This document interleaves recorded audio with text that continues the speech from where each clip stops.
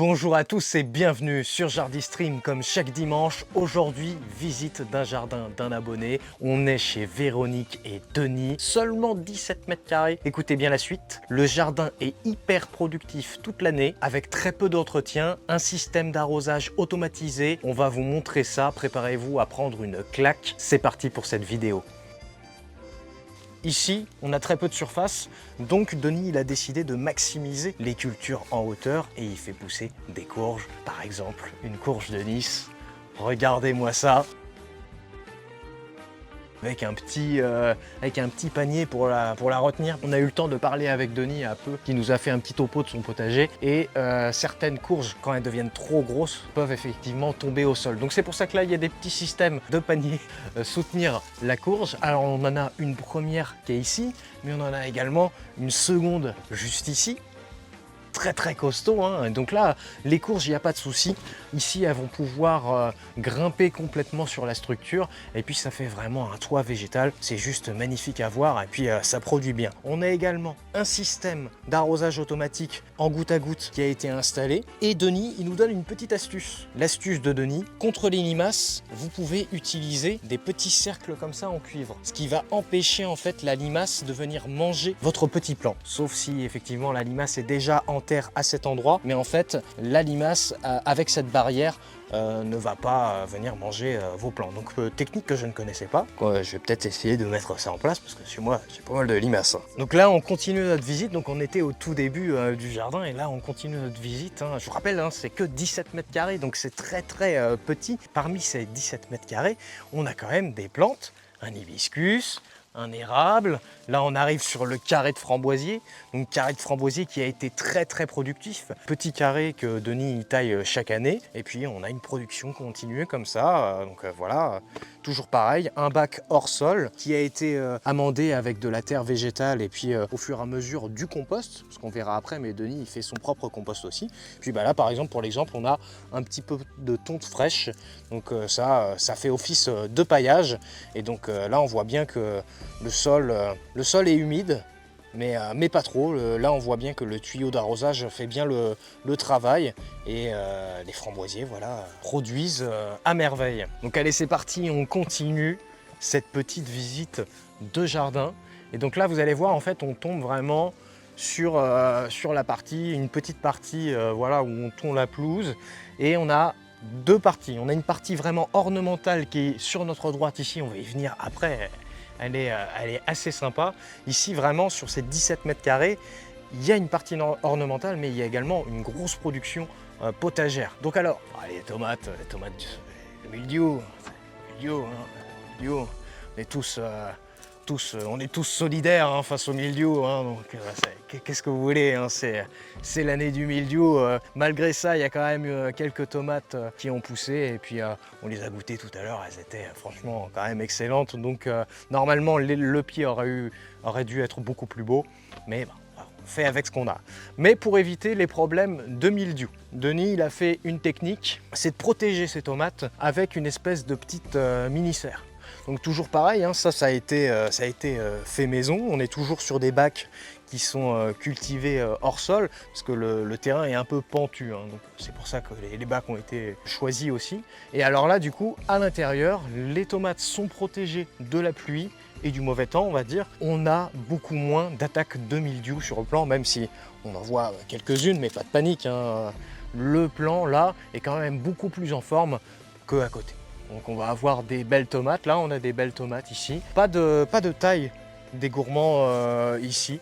On laisse vraiment les tomates vivre. On voit qu'elles sont quand même plantées assez serrées, elles sont plantées à 30 cm chacune, pas de problème. Ici, c'est pas la meilleure année, ce que nous expliquait Denis pour les tomates. L'année dernière, il avait eu une très grosse production, hein, plus de 50 kg de tomates ramassées. Cette année, c'est un peu moindre, mais vous voyez bien, pas de taille de gourmand, pied assez serré, protégé par une petite protection. Ça vous donne des tomates à merveille. Que dire de plus? On a un deuxième système et exactement le même ici. Entre les tomates, on a quelques rangs de haricots. Là, on a quand même une petite récolte de haricots à faire, c'est pas trop mal. Il y en a une autre variété qui est juste ici. Et puis, ce que je voulais vous dire aussi, qui est intéressant, On n'en a pas encore trop parlé sur cette chaîne, mais ici, la technique utilisée en plus du goutte à goutte a été le choix de faire un Oya. C'est quoi un Oya? C'est en fait un pot en terre cuite qui est enterré dans le sol, que vous allez venir tout simplement remplir avec de l'eau et refermer avec un couvercle. Donc là, le système, il est encore plus optimisé, puisque en plus, Denis, il a fait un petit trou pour faire passer le petit tuyau et ça remplit automatiquement. Donc ça c'est quand même génial. L'eau qui est présente en fait dans cet Oya, il va pouvoir humidifier légèrement en fait la terre qui est autour et ça va apporter un petit peu de fraîcheur pour la tomate. En plus du système d'Oya, une bonne couche de paille.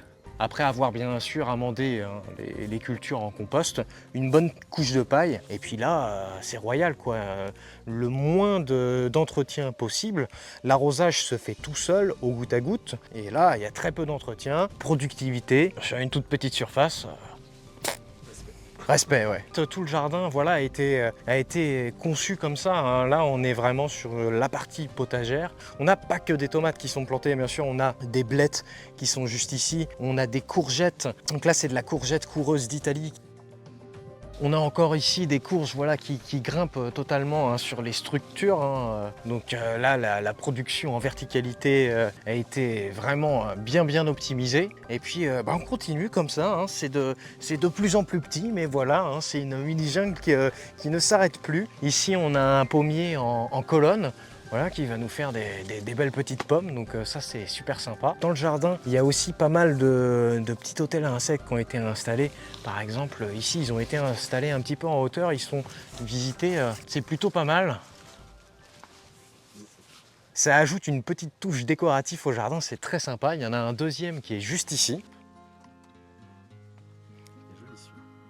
Et puis voilà, on se balade. Hein. Il y a encore des courges par ici, il y a des concombres. On va montrer les concombres. Juste avant de passer aux concombres, on va vous montrer la zone de compostage. Pas beaucoup de place, mais hop, venez voir ça. Alors ici, nous sommes sur la zone à compostage. Donc Denis, il fait son propre compost avec tout simplement tous les déchets qu'il récupère dans son jardin. Il laisse décomposer tout ça directement sur un gros tas comme ça. Il le laisse 1 an et au bout d'1 an, il obtient tout simplement un compost comme ça. Voilà. Là, on a du vrai compost. Là. Donc là, vous voyez, là, il est encore en cours de décomposition. On sent que c'est bien grumeleux, que ça retient bien l'humidité, qu'il y a une belle présence de vie microbienne à l'intérieur de ce compost. Ça, c'est très nutritif hein, pour vraiment booster vos cultures. Et donc là, c'est simple. Hein. Cette année, du coup, il va réutiliser le compost qui est à droite. Il va laisser celui-là pendant 1 an. Et l'année prochaine, du coup, il commence un nouveau compost à gauche. 0 entretien.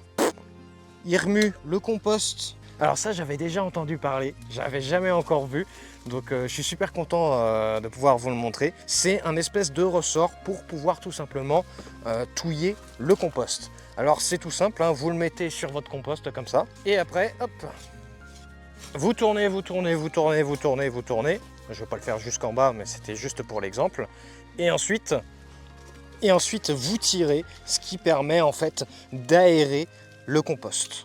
Et là, on voit bien qu'en dessous, c'est vraiment en train de se décomposer. Il y a énormément de vie. Regardez, ça grouille de partout. Là. Ça grouille de partout. Hein. Je ne sais pas si on le voit, mais on voit des petits vers de terre, on voit des cloportes, on voit des trucs minuscules et tout. C'est vraiment très actif là-dedans. Ce qu'il faut, c'est le remuer de temps en temps, effectivement, l'aérer un petit peu avec cet outil. Et puis, vous avez vu, au bout d'un an, on obtient le résultat d'à côté, donc le compost. Donc évidemment, hein, on n'a qu'une petite partie de compost parce que tout ça, ça s'est décomposé et ça a créé ce qu'on appelle l'humus. Et donc c'est tout petit, mais ça c'est très nutritif pour vos plantes. Avoir du compost pour faire pousser ses légumes, c'est bien, mais s'abonner à Jardistream pour avoir toutes les techniques, c'est encore mieux. Et donc, cet ajout de... Il y a une petite marche. Il y a un petit ami également pour tamiser le compost. Ici, du coup, les semis sont réalisés avec de la terre et du compost mélangé. Et du coup, ça fait des super semis. Donc, je suppose que ici, le tamis, c'est fait pour tamiser le compost et avoir vraiment un terreau bien fin à utiliser pour faire ces semis. Alors, ici... Il n'y a plus beaucoup de place. Comme je vous ai dit, hein, c'est très optimisé ici l'espace. Les concombres, il est ici. C'est un concombre blanc. grosse variété de concombres comme ça. Ils sont excellents, ils sont très doux, ils sont pas amers. Ça produit vraiment des beaux gros concombres comme ça. Donc variété assez intéressante que vous voyez, il n'y a pas que les concombres longs qui existent, hein. Il y a aussi des concombres comme ça et ils sont excellents. Donc là on en a un premier ici, on en a un deuxième qui est juste ici. Voilà, c'est un peu la jungle, hein. Il y a encore des courges qui sont ici, qui se baladent, hein, vraiment. D'ailleurs ça dépasse un petit peu, hein. Ça va chez le voisin directement. Donc vous voyez là on est vraiment au bout du jardin et même au bout du jardin ça produit.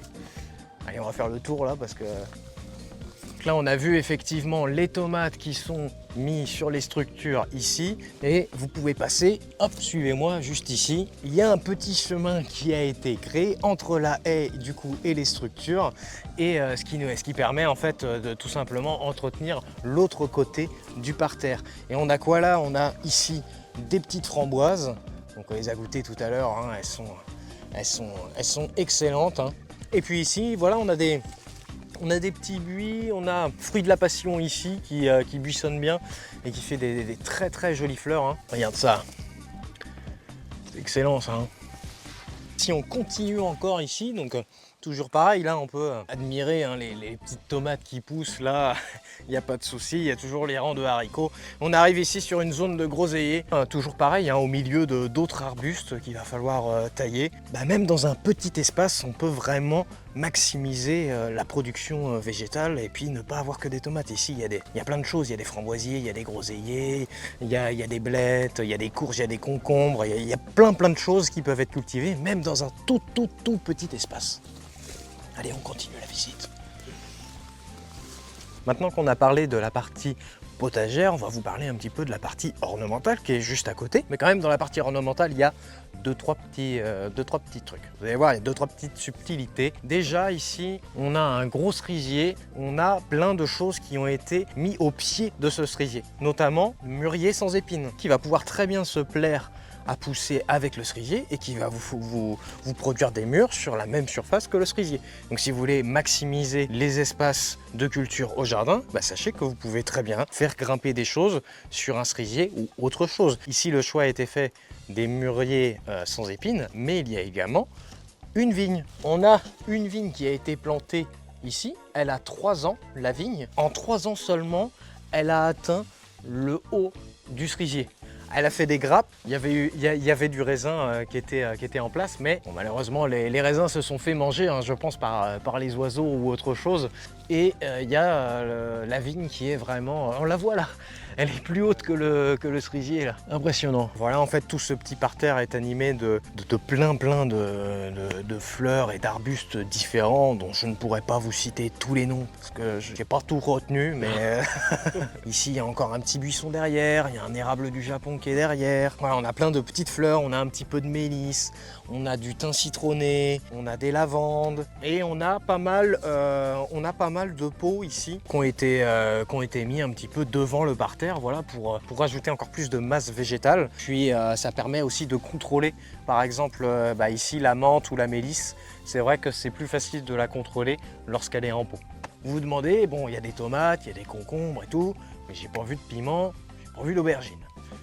Les piments, ils sont juste ici. Ici, Denis, il fait la culture de piments en pot et ça a l'air de super bien fonctionner, hein, parce que moi, quand je vois la gueule de mes piments qui sont en pleine terre, quand je vois ça, je me dis peut-être des questions à se poser. Donc là, on est sur les pots de terre, hein, qui sont pas non plus hyper grands. Et vous voyez bien que le plant se plaît totalement dedans. Il y a plein là de poivrons, piments qui sont en formation. Le paillage que Denis il utilise pour les pots comme ça ou pour les semis en début de saison, c'est des graines de sarrasin en fait, tout simplement broyées comme ça. Ça fait un paillage très fin et qui va pouvoir laisser passer l'eau mais quand même retenir l'humidité des plantes. Chill, hein, il y a 4 pots, système d'arrosage goutte à goutte, il y a juste à attendre et vous avez des piments et des poivrons. Donc je vous invite vraiment à essayer de faire cette technique. Il faut savoir ici que toute l'eau qui est utilisée, c'est de l'eau qui provient d'un puits. Donc ici, pas d'eau de ville utilisée et tout le système a été créé avec le système de goutte à goutte, etc. Donc pas de facture d'eau, des légumes à gogo, que dire de mieux. Effectivement, l'exposition du jardin, on n'en a pas parlé, mais grosso modo, là, le jardin est plein sud comme ça, ce qui fait que la partie potagère, elle a surtout le soleil du matin et le soir, elle est un petit peu ombragée avec l'ombre de la haie et du cerisier. Et du coup, vous avez quand même toute cette partie-là ornementale qui est à la mi-ombre, on va dire, mais c'est super beau, ça fait vraiment...